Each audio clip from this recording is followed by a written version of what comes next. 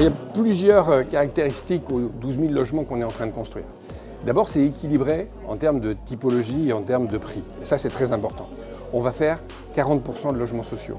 On va faire 15% de logements intermédiaires. C'est juste au-dessus du logement social en termes de loyer.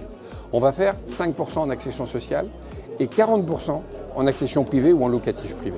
Donc on voit à quel point c'est équilibré. Donc c'est pas tout logement social, c'est pas tout accession privée. C'est une répartition juste en fonction justement de ce que sont les Dunkerquois aujourd'hui en termes de revenus. Après, ce seront des logements réversibles, c'est-à-dire qu'on aura peut-être besoin pendant les périodes de chantier, au moment où les EPR vont se construire, on aura peut-être besoin de plus de studios parce qu'on aura des gens qui seront là peut-être pour 1 an le temps du chantier. Mais après, on aura besoin de familles. Une fois que les EPR seront construites, ce seront sans doute des logements familiaux qu'on va devoir développer.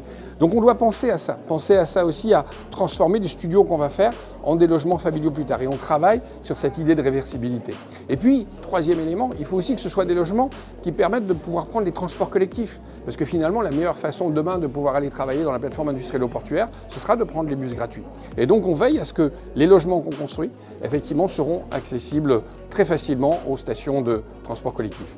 Et puis effectivement, c'est sur la ville, c'est-à-dire on n'a pas besoin de construire un quartier nouveau, comme on le faisait dans les années 70, où on faisait à Grande-Sainte, on prenait un champ et on construisait des nouveaux logements. Non, aujourd'hui on est vertueux et on fait ça pour des raisons écologiques. Parce qu'aujourd'hui c'est plus vertueux de reconstruire la ville sur la ville, comme on dit, c'est-à-dire aller repérer des friches, aller repérer effectivement des territoires qui sont aujourd'hui urbanisés, mais qui n'accueillent pas de logements, comme c'est le cas sur ce quartier de la Pointe des Alliés, près du port de plaisance du Grand Large. Essayer effectivement de construire ce logement sur des terrains qui sont déjà urbanisés et qui permettent finalement d'être encore plus écologiques.